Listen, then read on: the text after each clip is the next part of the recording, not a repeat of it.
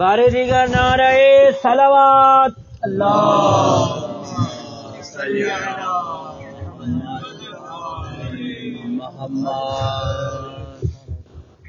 نعرہ تکبیر نعرہ رسالت نعرہ حیدری اور محمد و آل محمد صلوات اللہ محمد و آل محمد.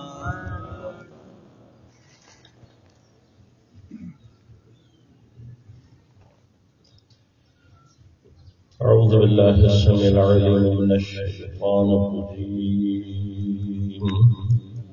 بسم الله الرحمن الرحيم. الحمد لله الذي هدانا لهذا وما كنا لنهتدي لولا أن هدانا الله لقد جاءت رسل ربنا بالحق. الصلاة والسلام على رسول المسدد المصطفى الأمجد المحمود الأحمد أبي القاسم محمد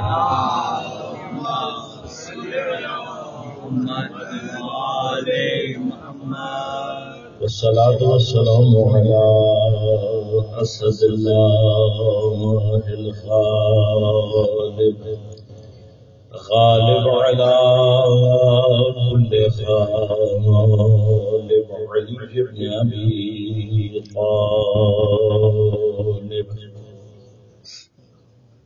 والصلاة والسلام على سيدة المعصومة المظلومة الطاهرة البتول بضعة الرسول فاطمة الزهراء سيدة النساء العالمين.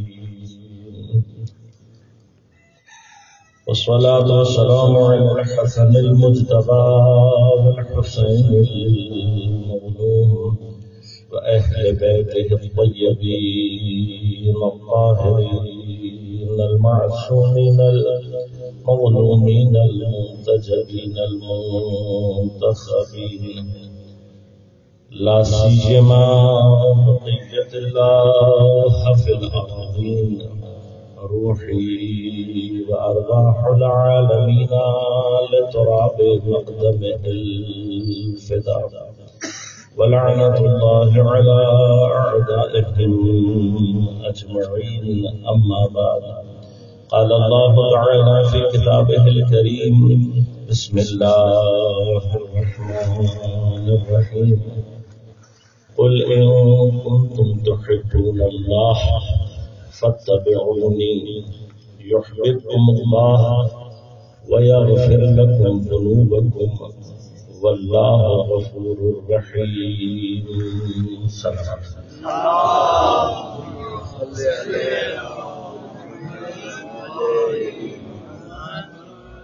مومنین کرام شامل محترم عزیزان کرام قدر، سن 1443 ہجری اور ماہ محرم الحرام ایام عزا کا آغاز. یہ خدا کا شکر ہے کہ اس نے ایک مرتبہ پھر ایام عزا ہمیں ایمان کے ساتھ درک کرنے کی توفیق عنایت ہے.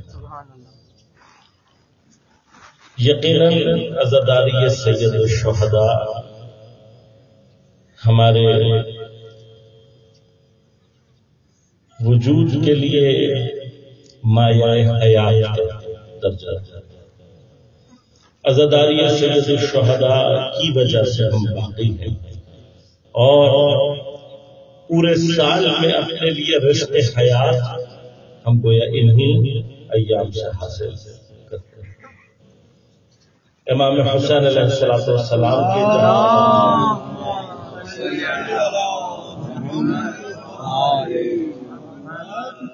ہم پر بہت سارے احسانات ہیں، ان میں سے ایک عظیم احسان سید الشہداء کا اس سلسلہ عزاداری کے ذریعے سے دینی معارف سے ہمارے رشتے کو مضبوط اور قائم ہے۔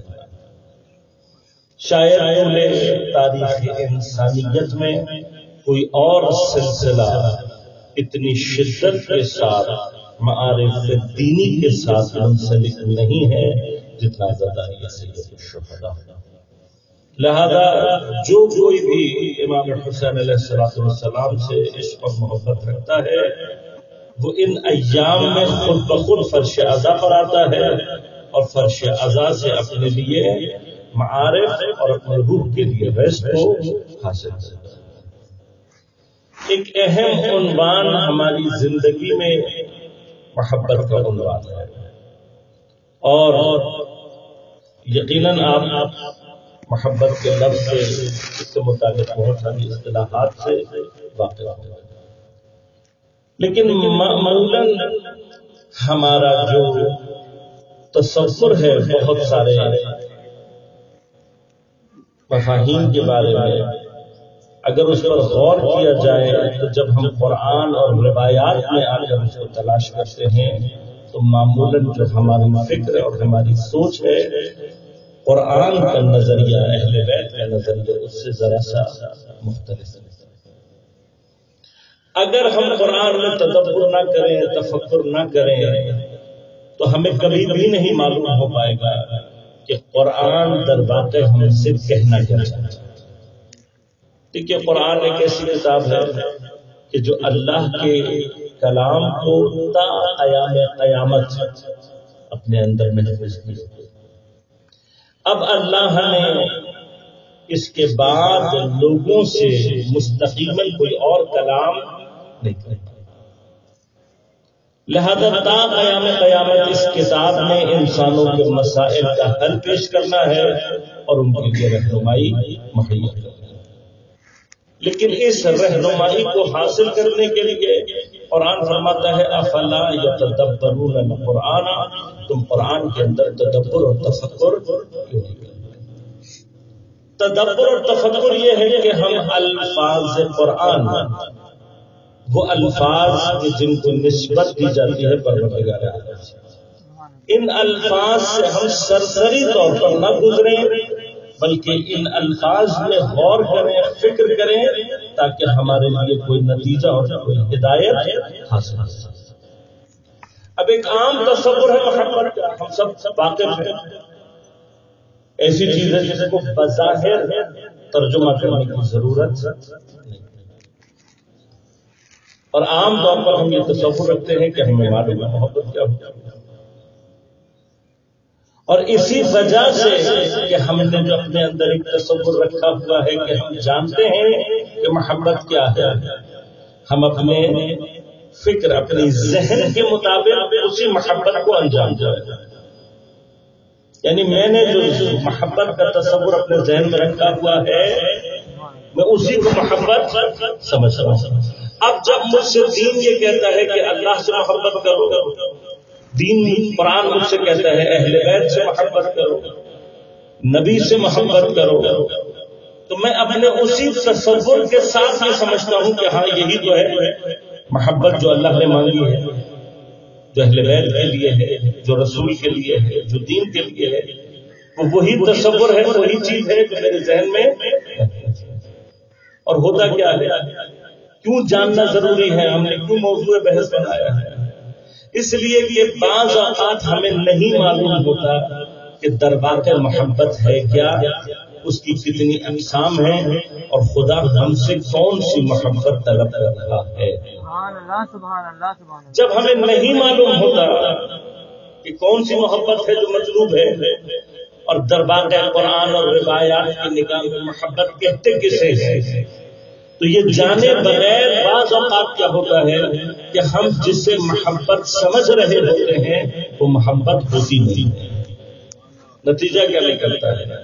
نتیجہ اس کا یہ نکلتا ہے کہ ہم دوست کو دشمن سمجھ رہے ہوتے ہیں اور دشمن کو دوست سمجھ رہے ہیں۔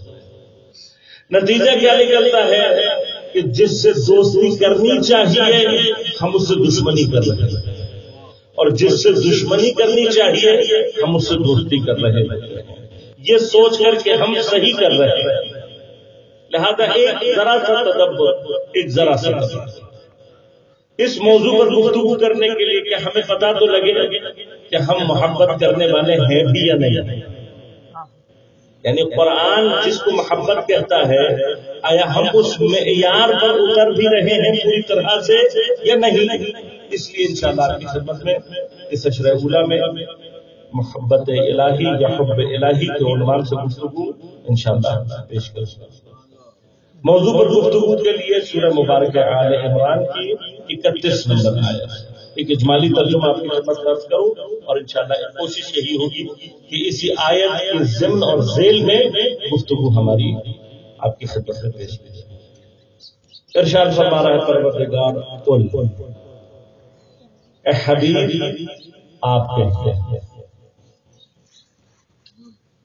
پورے کا پورا قرآن کلام کس کا ہے؟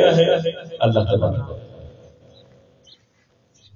اور اللہ تبارک و تعالی نے قرآن نازل ہی اس لیے کیا ہے تاکہ وہ اپنے بندوں سے گفتگو کر سکے۔ تو ذرا سوچیے کہ جب اللہ تبارک و تعالی نے پورا قرآن لوگوں سے گفتگو کے لیے نازل کیا ہے، بات اللہ کرنا چاہتا ہے، اللہ ہی کا کلام ہے، اللہ بات کرنا چاہتا ہے۔ تو جب اللہ تبارک و تعالی خود بات کرنا چاہتا ہے تو پھر یہ مختلف مقامات پر قل کا معنی کیا ہے؟ کیا بات ہے، سبحان اللہ۔ ایک مقام تفکر ہے، ایک مقام تدبر ہے، سوچنے کا مقام ہے۔ میں آپ سے بات کرنا چاہتا ہوں تو میں آپ سے بات کر رہا ہوں۔ اب بات میں آپ سے کرنا چاہتا ہوں، آغا صاحب کو وسیلہ بنا کر کہوں آغا صاحب آپ کہیں، تو آپ تھوڑی دیر کے لیے سوچیں گے نا، بھائی تقریر کرنے کے لیے تو مولانا کو بلایا تھا، تو اگر انہوں نے ہم سے ہی بات کرنی ہے تو کسی کو وسیلہ کیوں بنا رہے ہیں؟ سوال ذہن میں آنا چاہیے نا، آنا چاہیے۔ ہر قرآن کے قاری کے ذہن میں یہ سوال آنا چاہیے۔ جب قرآن میں کئی اور مقامات پر اللہ یا ایھا الذین آمنوا کہہ کر ہم سے ڈائریکٹ مخاطب کر رہا ہے، کسی جگہوں پر حتی کفار سے بھی مخاطب ہوتا ہے، تو بعض دیگر مقامات پر اللہ تبارک و تعالی قل کہہ کر گفتگو کیوں کرتا ہے؟ ایک سوال ہے، انشاءاللہ اپنی جگہ پر اس کا جواب بھی دوں گا، آپ کی خدمت میں عرض کروں گا کہ قل کہہ کر جب اللہ تبارک و تعالی گفتگو کرتا ہے تو وہاں پر کن کن چیزوں کو ملحوظ خاطر رکھتا ہے۔ اے نبی آپ کہیے، کیا کہیے؟ ان کنتم تحبون اللہ، اگر تم اللہ سے محبت کرنے والے ہو۔ ایک ایک لفظ واقعا قرآن کا اگر انسان تدبر کرے، تفکر کرے، ایک ایک لفظ اپنے معنی کھول کر بیان کرتا ہے، اور پھر گفتگو اگر حکیم کی ہو تو لحن کلام خود مقصد رکھتا ہے۔ سبحان اللہ، سبحان اللہ، سبحان اللہ۔ اب لحن کلام کیا ہے؟ یہی بات دو طریقے سے کہی جا سکتی ہے۔ ان کنتم تحبون اللہ، اگر ان شرط کے ساتھ، اگر کنتم تم ہو تحبون اللہ، اللہ سے محبت کرنے والے۔ دوسرا لحن کیا ہو سکتا ہے؟ جیسا کہ مثلا سورہ مبارک محبت میں ارشاد فرمایا ان تنصروا اللہ ینصرکم، اگر تم اللہ کی مدد کرو گے اللہ تمہاری مدد کرے گا۔ اسی طرح سے کلام یہاں پر بھی ہو سکتا ہے، کیا کہہ کر ان تحب اللہ، اگر تم اللہ سے محبت کرتے ہو، یہ بھی کہا جا سکتا ہے نا، کہا جا سکتا ہے ان تحب اللہ، اگر تم اللہ سے محبت کرنے والے ہو، یہ کہا جا سکتا ہے، لیکن اللہ تعالیٰ یوں نہیں فرما رہا ہے، کہہ رہے ان کنتم تحبون اللہ، اگر تم ہو اللہ سے محبت کرنے والے، یعنی اللہ حتی لفظوں کی حد تک بھی تمہاری محبت کو قبول نہیں کر رہا۔ اگر یہ کہا جائے ان تحب اللہ، اس کا معنی کیا ہوگا کہ تم محبت کر رہے ہو، لیکن اللہ نے کہا نہیں ان کنتم تحبون اللہ، اگر تم کرنے والے، یعنی ابھی میں نے تمہاری محبت کو قبول نہیں کیا ہے، تمہاری محبت قبولیت کے مرحلے پر نہیں ہے. بس اب اگر تم یعنی جملہ تھوڑا سا لہن کے اعتبار سے کیا ہوگا، اب لہن کے اعتبار سے ہوگا، یعنی اگر تم محبت کا دعویٰ کرنے والے ہو بس تمہاری جانب سے تو دعویٰ ہے، ہم نے قبول کیا یا نہیں، ہم نے اس کو محبت سمجھا یا نہیں، یہ دوسرا مرحلہ ہے. اور غور کیجئے گا خود اس آیت کے اندر یہ کلام موجود ہے، ان کنتم تحبون اللہ، اگر تم محبت کا دعویٰ کرنے والے ہو فاتبعونی. کون کہہ رہے؟ پیغمبر. کیا کرو؟ بس میری اتباع کرو. انشاءاللہ اپنے وقت پر آؤں گا اور انشاءاللہ اس مرحلے کو بھی آپ کی خدمت میں عرض کروں گا. اتباع پیروی کرنے کو کہتے ہیں، فالو کرنے کو کہتے ہیں، پیچھے آنے کو کہتے ہیں. آپ جانتے ہیں کہ قرآن نے جا بجا جس چیز کو سب سے زیادہ کثرت سے بیان کیا، اتباع کو نہیں اطاعت کے لفظ کو استعمال کیا. قرآن بھرا پڑا ہوا ہے اطیعوا اللہ و اطیعوا الرسول، اس لفظ اطاعت سے قرآن بھرا پڑا ہے. لیکن جہاں محبت کا مرحلہ آیا ہے وہاں پر اللہ اطاعت کی بات نہیں کر رہا، اتباع کی بات کر رہا. سبحان اللہ. تو یقیناً کوئی ایسی بات موجود ہے لفظ اتباع میں جو کہ حکیم کے مورد نظر. خوب اتباع کرو گے تو کیا ہوگا؟ اب غور کیجیے گا. یحببکم اللہ، اللہ بھی تم سے محبت کرے گا. دیکھیے میں نے کہا نا لہن خود آیت میں موجود ہے. اگر تم محبت کرنے والے ہو تو اب آگے چل کر اللہ تعالیٰ یہ نہیں کہہ رہا کہ پھر اللہ بھی اسی طرح سے، مثلا یوں بھی کہا جا سکتا تھا کہ ان کنتم تحبون اللہ، جواب کیا دیا جاتا؟ جواب بھی ایسے دیا جاتا مثلا اللہ یحبکم یا کان اللہ یحبکم، اللہ بھی تم سے محبت کرے گا. لہن مختلف کیا اللہ نے.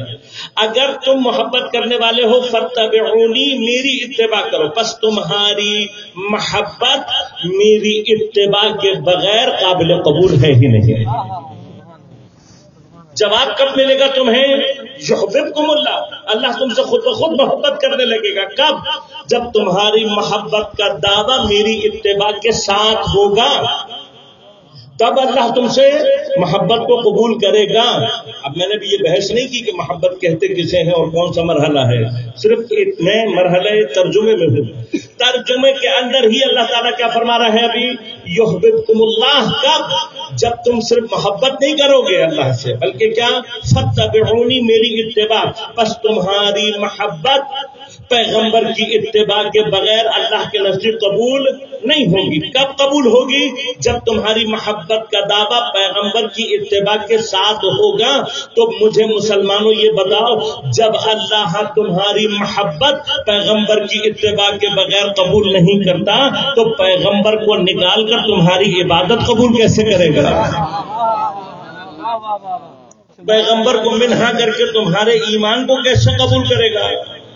اب اپنی جگہ ایک بحث ہے، انشاءاللہ اس جگہ پر آؤں گا کہ پیغمبر کی اتباع سے مراد کیا ہے.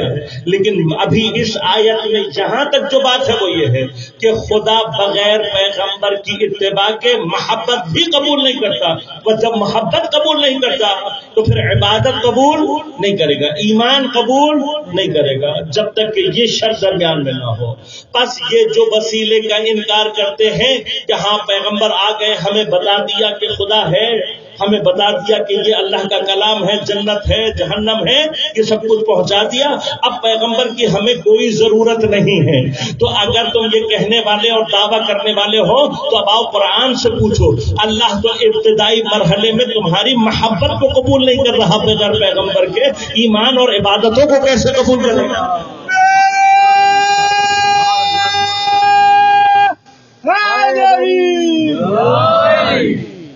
بس پیغمبر کو منہا نہیں کیا جا سکتا تو کم از کم پیغمبر کا وسیلہ تو مانو. لہذا اب قرآن یہاں پر کیا کہہ رہا ہے؟ اگر تم اتباع دعویٰ کرنے والے ہو محبت کا اللہ سے فاتبعونی، میری اتباع کرو. یحببکم اللہ، اللہ بھی تم سے محبت کرے گا. اللہ محبت کرے گا. اگر آیت یہاں پر رک جائے، توقف کر جائے تو بہت سارے احتمالات ہیں کہ جن کو بیان کیا جا سکتا ہے کہ بھئی ہم تو اللہ کے محبوب قرار پا گئے اب آپ جب اللہ کے محبوب قرار پا گئے تو جو مرضی سوچیں آپ، لیکن قرآن نے توقف نہیں کیا، بلکہ اللہ کی محبت کا ہمارے اوپر اثر کیا ہونا ہے اس کو بیان کیا۔ یعنی ایسا نہ ہو کہ تم کہیں پر یہ بات صاحب جیسے تم محبت کا دعویٰ کر رہے ہو ویسے ہی تم اتباع کا دعویٰ کرو اور پھر اس کے بعد اس بات کے دعوے دار بن جاؤ کہ میں اللہ کا محبوب ہوں، اور پھر جب میں اللہ کا محبوب ہوں تو بہت کچھ کہا جا سکتا ہے۔ نہیں، قرآن نے تمام جتنے امکانات ہیں ان سب کو قطع کر دیا، کہا تمہاری اوقات صرف اتنی ہے کہ اگر اللہ تم سے محبت کرنے لگ جائے، تم اس قابل ہو جاؤ کہ اللہ تم سے محبت کرے تو کیا ہوگا؟ تمہارے اوپر اللہ کی محبت کا اثر یہ ہوگا وَيَغْفِرْ لَكُمْ ذُنُوبَكُمْ، اللہ تمہارے گناہوں کو بخش دے گا۔ بس اس سے اوپر کی پرواز اپنے ذہن میں مت لانا۔ ایسا نہ ہو کہ تم اپنے آپ کو بھی محبوب الہی تصور کر کے خوابوں میں معراج دیکھنے لگو۔ تمہاری اوقات اس سے زیادہ نہیں ہے۔ یغفر لکم ذنوبکم، اللہ تمہارے گناہ معاف کر دے گا۔ واللہ غفور الرحیم، اور بے شک اللہ بہت معاف کرنے والا اور رحیم۔ لہذا ابتدائی طور پر ترجمہ کیا سمجھا رہا ہے؟ ترجمہ یہ سمجھا رہا ہے اگر محبت کا دعویٰ ہے تو یہ دعویٰ بغیر اتباع پیغمبر قبول نہیں ہوگا۔ اب یاد رکھیے گا کہ ہمارے ہاں جو محبت کا تصور ہے کہ ہم ہر قرآن کے اس لفظ کے مقابلے پر اس کے لیے آگے محبت اردو میں ترجمہ کر دیتے ہیں، کیونکہ بعض الفاظ قرآن کے اردو میں اس طرح سے مستعمل نہیں ہے۔ اب جب نہیں ہے تو ہم کیا کرتے ہیں؟ لازماً ہم اپنے اردو میں سمجھنے کی کوشش کرتے ہیں۔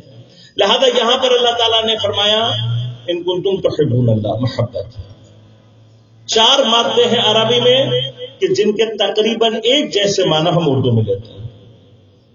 ان میں سے ایک مادہ ہے حب، جس سے لفظ محبت اور جو ہماری گفتگو کا عنوان ہے۔ دوسرا لفظ کہ جس کو قرآن نے بھی استعمال کیا وہ مادہ ہے ود، جس سے کامن ترین لفظ جو ہم اردو میں جانتے ہیں وہ ہے مودت، اور اسی مادے سے لفظ ودود ہے اللہ تبارک و تعالیٰ کے اسماء الحسنی سے۔ اب مودت کے کیا معنی کرتے ہیں آپ جانتے ہیں، مجھے آیت پڑھنے کی ضرورت نہیں، یقیناً آپ کے ذہن میں موجود ہوگی۔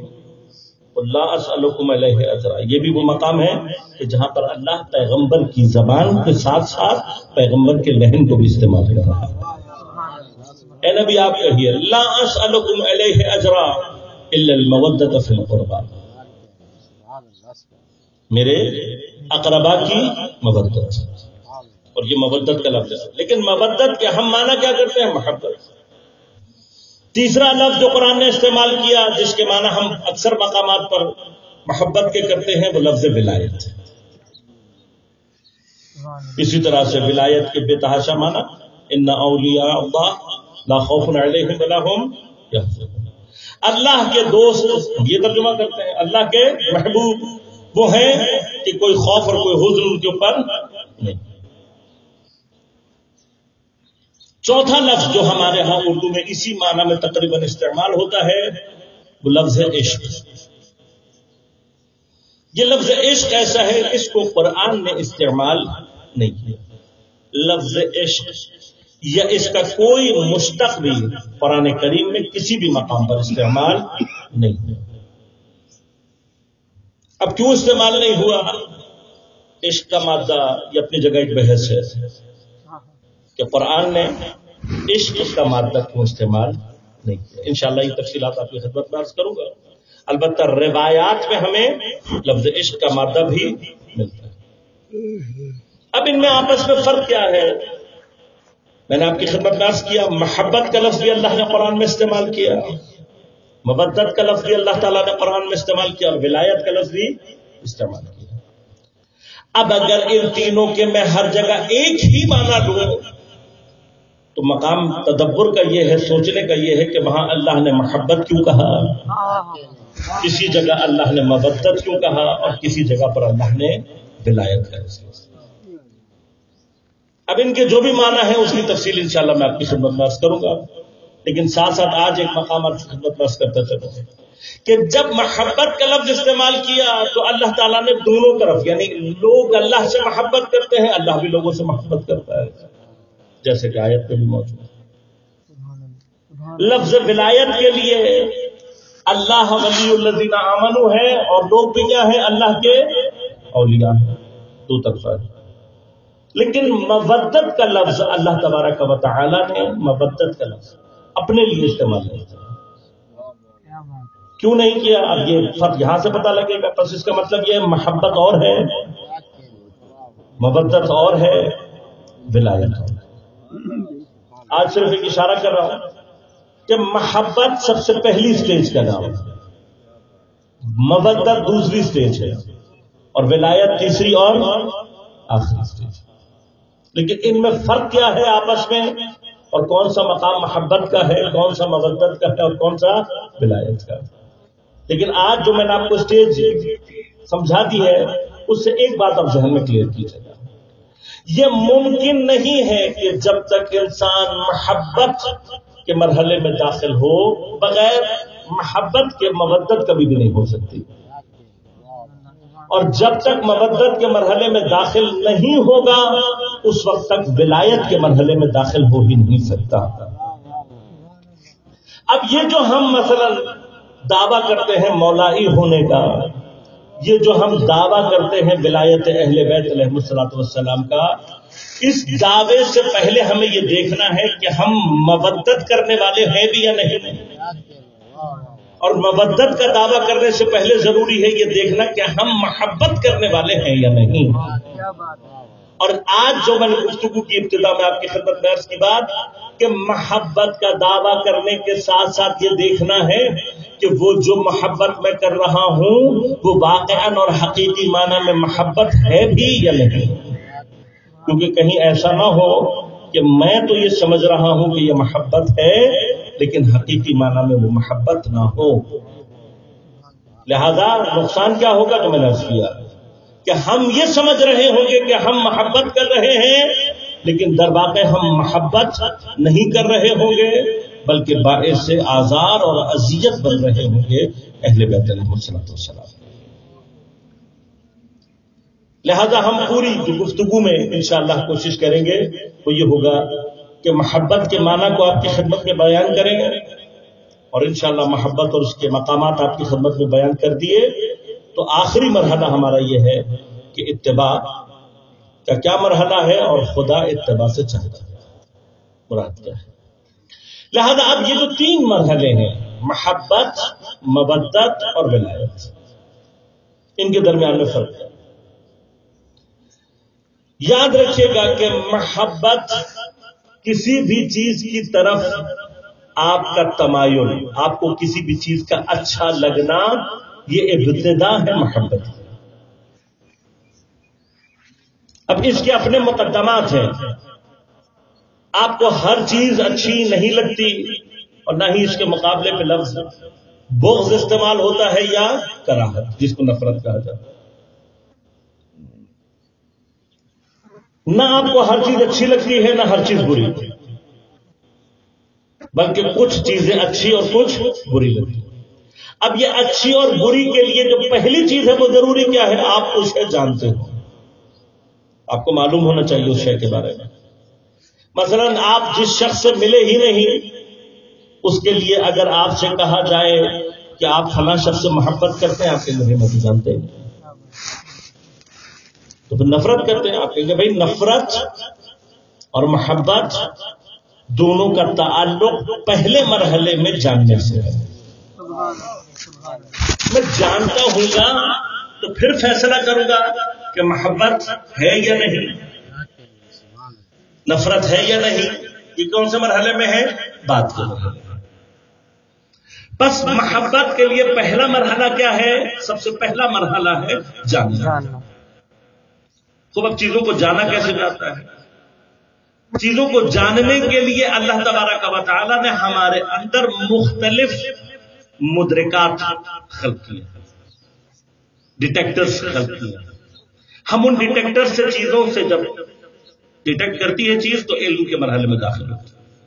مثلا کچھ چیزوں کو آنکھ سے ڈیٹیکٹ کیا جاتا ہے، اور آنکھ سے دیکھنے کے بعد اگر اس کا نظارہ اچھا ہو تو ہمیں اچھا لگتا ہے، اس سے محبت ایجاد ہو جاتا ہے۔ نظارہ اچھا نہ ہو تو ہمارے دل میں اس سے محبت پیدا نہیں ہوتی۔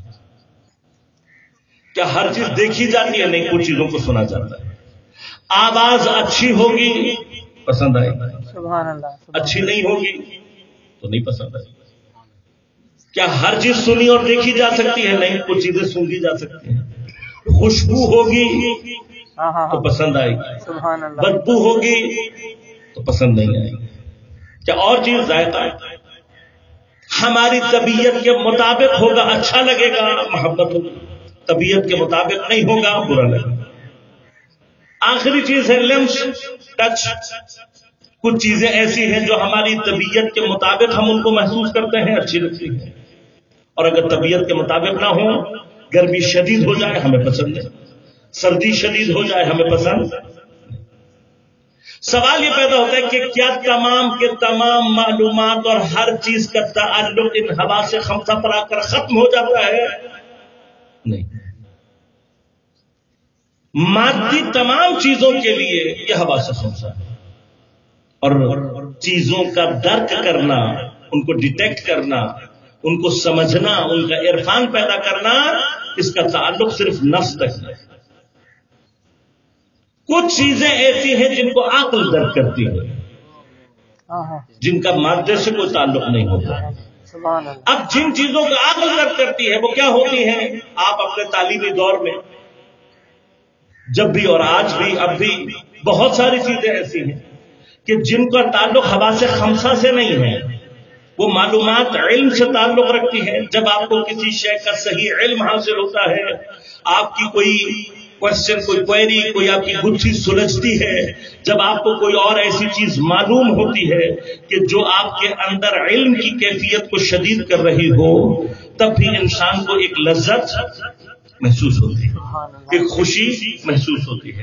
اسی مرحلے پر انسان کے لیے بہت ساری چیزیں ایسی ہوتی ہیں کہ جو عقل کے مرحلے میں سنگین ہو جاتی ہیں۔ مثلا آپ کو کوئی سبجیکٹ اچھا نہیں لگتا، مثلا فرض کریں کسی بھی سبجیکٹ کو ذہن میں لے آئے جو آپ کے تعلیمی دور میں آپ کو اچھا نہ لگتا ہو۔ بعض کو ریاضی اچھی نہیں لگتی، بعض کو کیمسٹری اچھی نہیں لگتی، البتہ کیمسٹری والے زیادہ ہوتے ہیں۔ یہ جو سبجیکٹ آپ کو اچھا لگ رہا ہے یا سبجیکٹ آپ کو اچھا نہیں لگ رہا، نہ یہ کھانے کی چیز ہے، نہ یہ سننے کی چیز ہے، نہ یہ چکھنے کی چیز ہے، نہ سونگھنے کی چیز ہے، تو ہے کیا؟ علم ہے۔ اگر آپ کو سمجھ میں آنے کے بعد آپ کے اندر ترقی پیدا کر رہا ہے، آپ کو اچھا لگنے لگے گا، اور اگر آپ کو نہ سمجھ میں آئے اور آپ کے اندر رشد اور کمال پیدا نہ کرے، آپ کو پسند نہیں آئے گا۔ اب غور کیجئے گا، بس اس کا مطلب یہ ہوا کہ کچھ چیزیں مادے کے دائرے سے باہر نکل گئی۔ اب جب باہر نکل گئی تو جو ڈیٹیکٹر اللہ نے اس کے لیے رکھا ہوا ہے، اس ڈیٹیکٹر کے تھرو آپ پہلے اسے پہچانیں گے، پھر اس کے بارے میں فیصلہ کریں گے یہ اچھی ہے یا بری۔ سبحان اللہ، سبحان اللہ۔ کیا تمام کی تمام چیزیں عقل کے اوپر آ کر ختم ہو جاتی ہیں؟ نہیں، فرمایا کہ عقل سے آگے بھی اللہ نے ایک ڈیٹیکٹر اور بنایا ہے کہ جو انسان کے اندر قلب کے نام سے پہچانا جاتا ہے۔ قلب ایک ایسی شے ہے کہ جس کے ذریعے سے انسان کچھ ایسی چیزوں کو درک کر سکتا ہے کہ جن کو حتی عقل بھی درک نہیں کر سکتی۔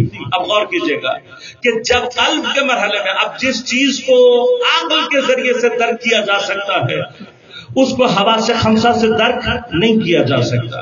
لہذا ریاضی کا فارمولا یا کیمسٹری کا فارمولا یا ایک علمی گفتگو محض سننے سے سمجھ میں نہیں آتی،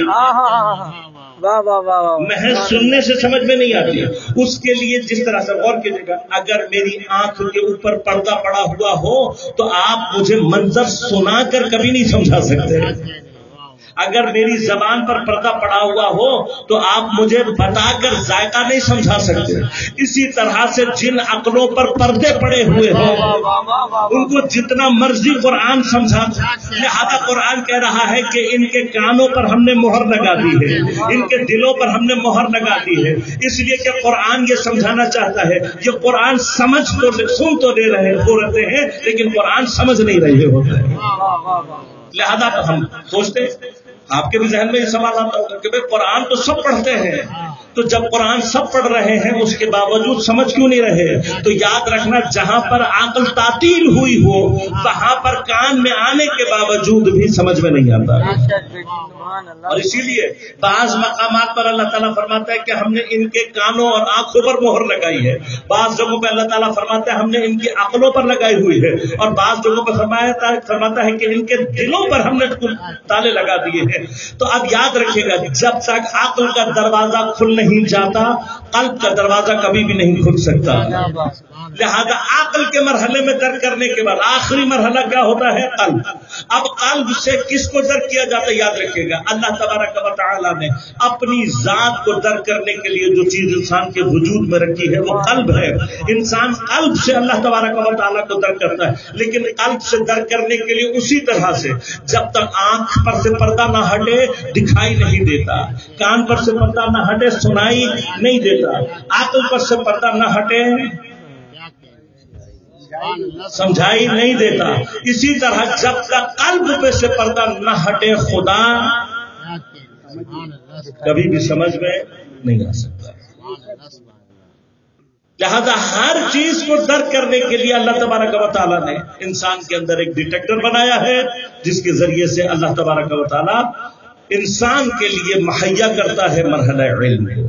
اب جاننے کے بعد، اب مرحلہ جاننے کے بعد شروع ہوتا ہے کہ جب آپ کسی شے کو جان لیتے ہیں، میں نے ایک ابتدائی مرحلہ بیان کیا، جاننے کے بعد اگر وہ شے آپ کو اچھی لگے، آپ کے لیے فائدہ مند ہو، تو پھر آپ اسے کیا تصور کرتے ہیں؟ اپنے لیے فائدہ مند پسند کرتے ہیں، اور اگر نہ ہو تو بہت کراہت آپ کے وجود میں پیدا ہو جاتی ہے۔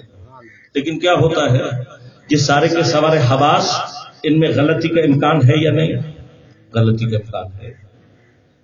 آج مثلا ویسٹرن دنیا ہمیں پیپسی، کوک، چاکلیٹ کے نام پر جو چیزیں کھلا رہی ہے، ان کو اگر آپ ان کی ظاہری شکل میں جیسی ہے اگر ویسے چکھ لیں تو دوبارہ زندگی میں کبھی نہیں کھائیں گے۔ لہذا کیا کیا جا رہا ہے؟ ہمارے حواس کو دھوکہ دے کر ہمیں وہ چیز پسند کرائی جا رہی ہے جو ہمیں پسند۔ بس حواس دھوکہ کھائیں گے انسان، اب غور کیجیے گا، جسے اسے اپنی اصل طبیعت میں نفرت کرنی چاہیے تھی، دھوکہ کھا کر اسے پسند کرنے لگتا ہے۔ یہی کیفیت انسان کی عقل کے مرحلے میں بھی ہو سکتی ہے کہ اگر عقل کا کوئی رہنما نہ ہو تو نتیجہ کیا نکلتا ہے؟ وہ جو کہ رشد اور کمال پر لے جانے والا ہے اس سے نفرت کرنے لگتا ہے، اور جو تباہی کی طرف لے جانے والا ہوتا ہے اس سے محبت کرنے لگتا ہے۔ بس اول تو انسان میں دھوکے کا امکان بھی موجود ہے۔ غور کیجیے گا، انسان کی حواس بھی دھوکہ کھا سکتے ہیں، انسان کی عقل بھی دھوکہ کھا سکتی ہے، اور انسان کا قلب بھی دھوکہ کھا سکتا ہے۔ اب غور کیجیے گا، جب انسان کسی شے کو جاننے یا اس سے رابطہ پیدا کرنے کے لیے درمیان میں کوئی وسیلہ تلاش کرتا ہے تو سب سے پہلی ریکوائرمنٹ یہ ہے کہ اگر آپ کسی چیز کو صحیح جاننا چاہتے ہیں آپ کے اس وسیلے میں خرابی نہیں ہونی چاہیے۔ وسیلے میں خرابی نہیں ہونی چاہیے۔ مثلا آج کل کے دور میں چھوٹی سی مثال دے دو، آپ کا موبائل ہے، اگر یہ موبائل اس میں کوئی خرابی ہو جائے تو نتیجہ کیا نکلے گا؟ آپ نمبر کسی کو ملا رہے ہوں گے، مل کسی اور کو جائے گا۔ رابطہ کسی سے کرنا چاہ رہے ہوں گے، پرانے دور میں زیادہ ہوتا تھا، ٹیلی فون کے زمانے میں یہ مسائل تھے نا، ملا کسی کو رہے مل کس کو جاتا۔ تو انسان جس سے رابطہ کرنا چاہتا ہے اس سے رابطہ نہیں کر پائے گا۔ انسان جہاں پہنچنا چاہتا ہے وہاں پہنچ نہیں پائے گا۔ مثلا آج کے دور میں اگر آپ کو گوگل میپ میں پرابلم ہو جائے کیا ہوگا؟ کہیں سے آپ کو کہیں پہنچا دے گا۔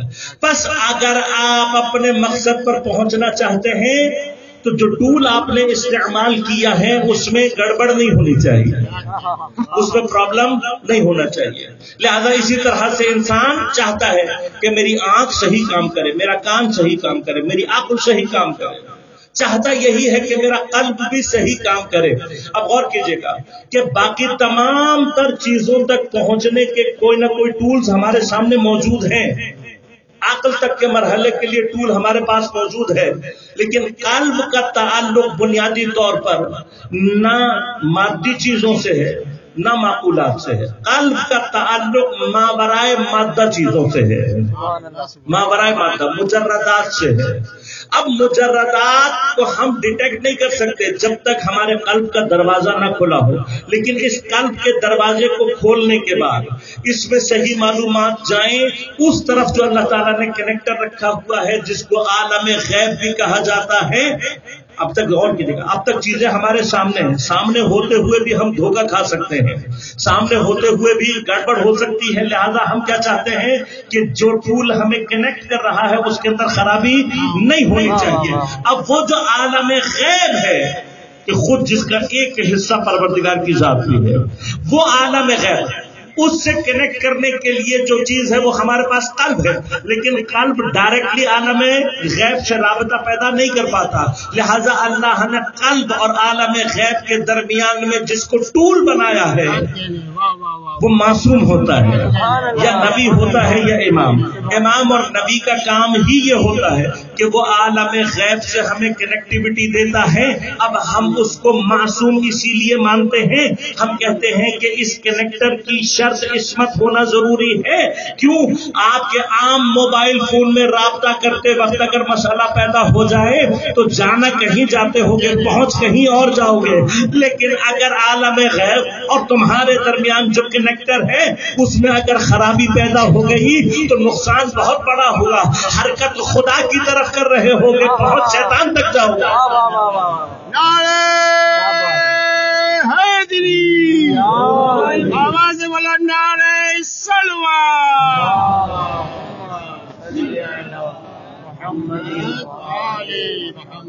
لہذا شیعہ جب ائمہ اور انبیاء کے لیے عصمت کی شرط کی بات کرتے ہیں تو یہ عین عقل کے مطابق وہ عالم غیب جو ہماری دسترس سے ہی باہر ہے اور کوئی ٹول نہیں ہے ہمارے پاس سوائے معصوم کے. لہذا یہ یاد رکھیے گا جو بحث ہے کہ ایسا نہیں ہے کہ عالم غیب سے رابطہ منقطع ہو گیا، کبھی بھی منقطع نہیں ہو سکتا. عالم غیب سے ہمارا رابطہ منقطع ہو جائے، جہان ختم ہو جائے، فنا ہو جائے. اس کی وجوہات ہیں انشاءاللہ اپنی جگہ پر محفوظ. لہذا چونکہ وہ واسطہ باقی ہے، لہذا قرآن فرماتا ہے تنزل الملائکۃ والروح فیہا بإذن ربہم من کل امر. آج بھی آسمان سے فرشتے روح تمام کے تمام آتے ہیں، من کل امر، تمام تر امر کو لے کے. یہ تمام تر امر کیا ہے؟ یہ تمام تر امر اسی عالم مادہ کی بقا کا ضامن ہے. یہ امر کا سلسلہ ختم ہو جائے، عالم مادہ فنا ہو جائے گا. لہذا زمین پر کوئی ایک ایسا معصوم باقی رہنا چاہیے کہ جس کی وجود کی وجہ سے دنیا باقی رہتی ہے. لہذا جب ہم یہ کہتے ہیں کہ حجت خدا کا ہونا ضروری ہے، اگر حجت خدا نہ ہو تو دنیا فنا ہو جائے گی، تو وہ ہم سے ہنس کر پوچھتے ہیں کہ یہ ہو کیسے سکتا ہے؟ تم آیت سورہ قدر سے اس آیت کو نکال کر دکھا دو، خود بخود تمہیں معلوم ہو جائے گا.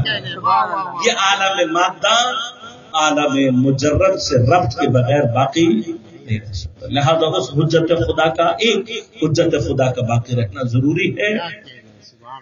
اور انشاءاللہ عرض کروں گا آپ کی خدمت میں کہ محبت کیا ہے، مودت کسے کہتے ہیں، ولایت کیا ہوتی ہے، تاکہ پھر انشاءاللہ سفر کو انشاءاللہ آگے بڑھاؤں. امام حسین علیہ السلام مدینہ النبی کہ جو ان کے نانا کا شہر ہے، اسی شہر میں حضرت کو طلب کیا جاتا ہے اور یزید جیسے فاسق کی بیعت کا مطالبہ کیا جاتا ہے. واقعاً انسان تصور کرے اور غور کرے اس بات پر،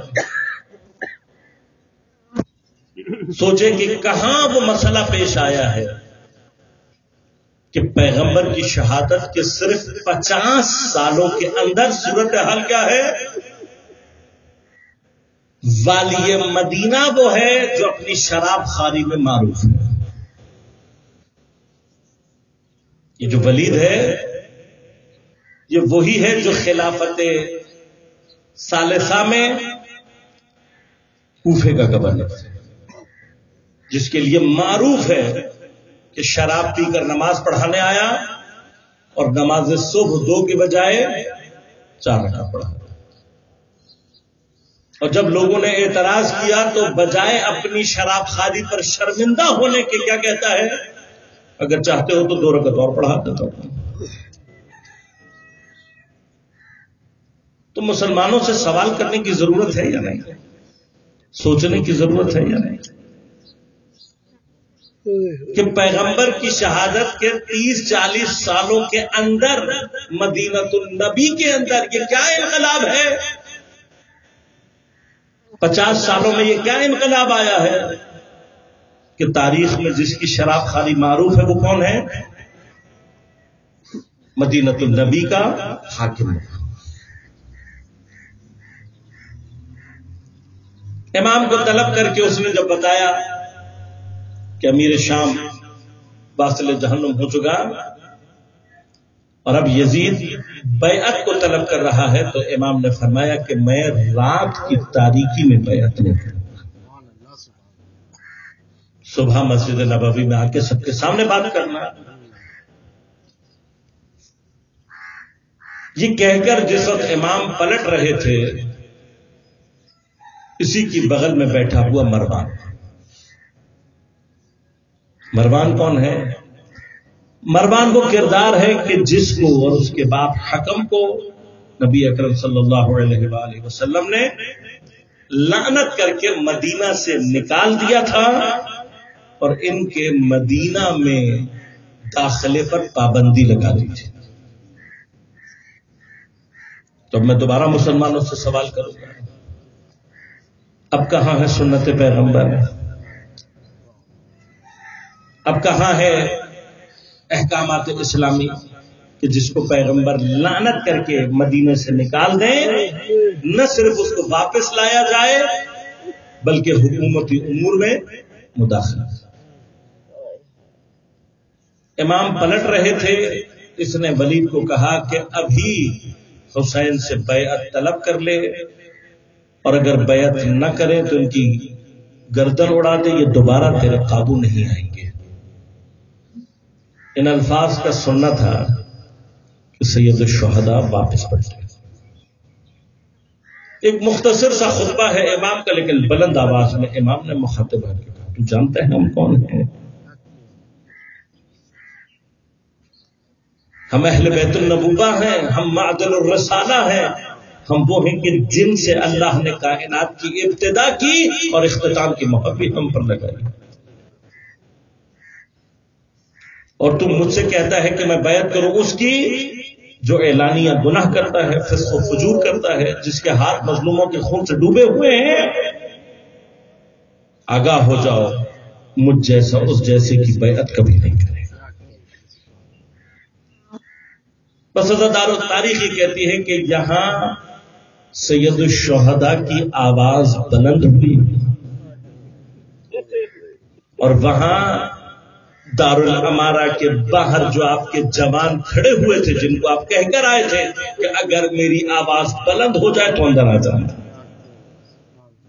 جیسے ہی آپ کی آواز بلند ہوئی، نعرہ تکبیر لگاتے ہوئے بنی ہاشم کے جوان ہاتھوں میں تلواریں لیے ہوئے اندر داخل ہو گئے اور چاروں طرف سے حضرت کو گھیر کر باحفاظت گھر تک پہنچا دیا۔ بس یہ منظر جب بھی تاریخ میں میری نظر سے گزرتا ہے تو خود بخود عصر عاشور کا منظر میری آنکھوں میں آ جاتا ہے۔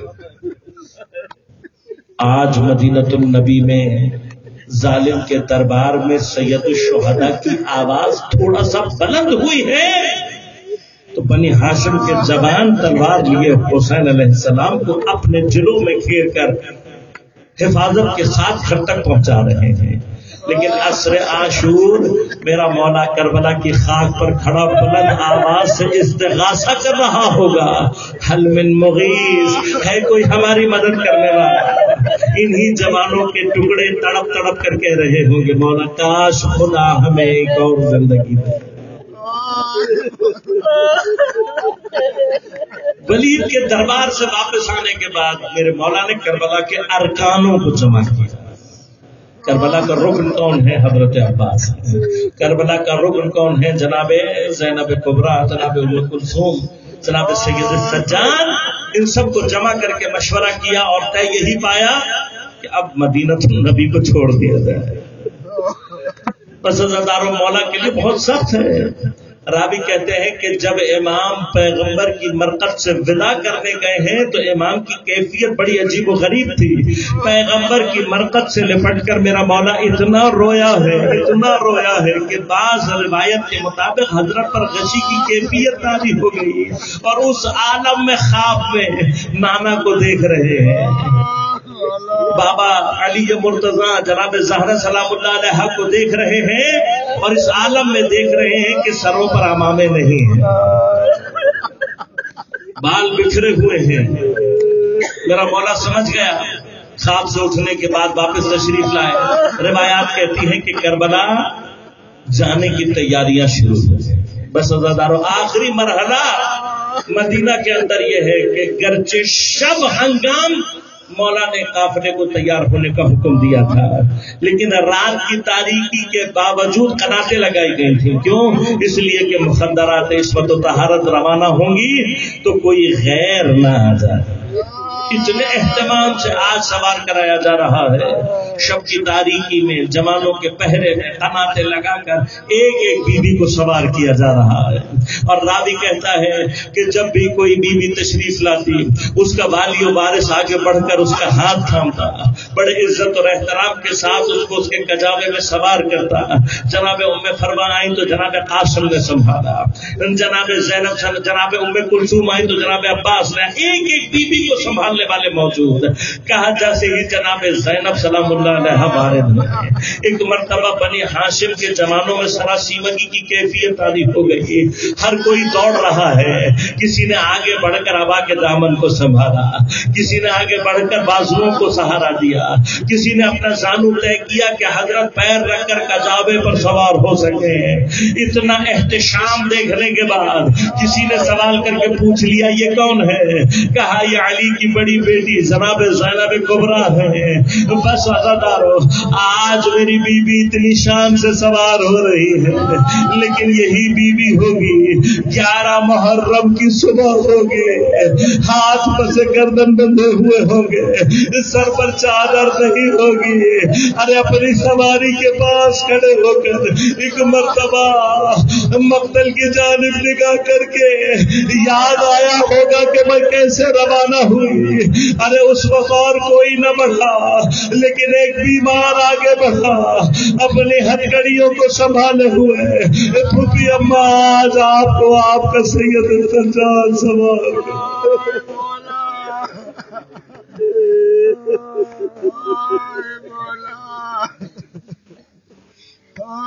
الا ولعنة الله على القوم الظالمين وسيعلم الذين ظلموا أي منقلب ينقلب.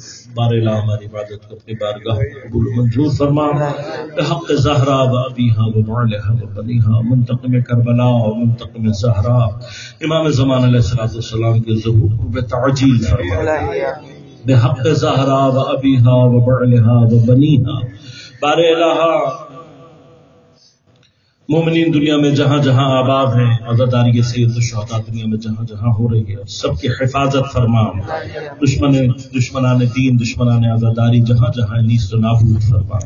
بار الہ بحق زہرا و ابیہا و بعلہا و بنیہا. مومنین کی جتنی پریشانیاں ہیں ان کو دور فرما، مشکلات کو آسان فرما، بیماروں کو صحت کامل عاجل عنایت فرما. بار الہ بحق حضرت سید الشہداء اس وبا سے جلد از جلد انسانیت کو نجات عنایت فرما. بار الہ ہمارے اسیروں کو جلد از جلد رہائی عنایت فرما. جہاں جہاں مومنین باطل سے برسر پیکار ہیں ان سب کو نصرت و کامیابی عنایت فرما. تمام علماء مراجع نظام کی حفاظت فرما. ہم سب کو امام زمان علیہ السلام کے اعوان و انصار میں شمار ہونے کی توفیق عنایت فرما. ربنا تقبل منا انك انت السميع العليم برحمتك يا ارحم الراحمين. حسین حسین حسین حسین.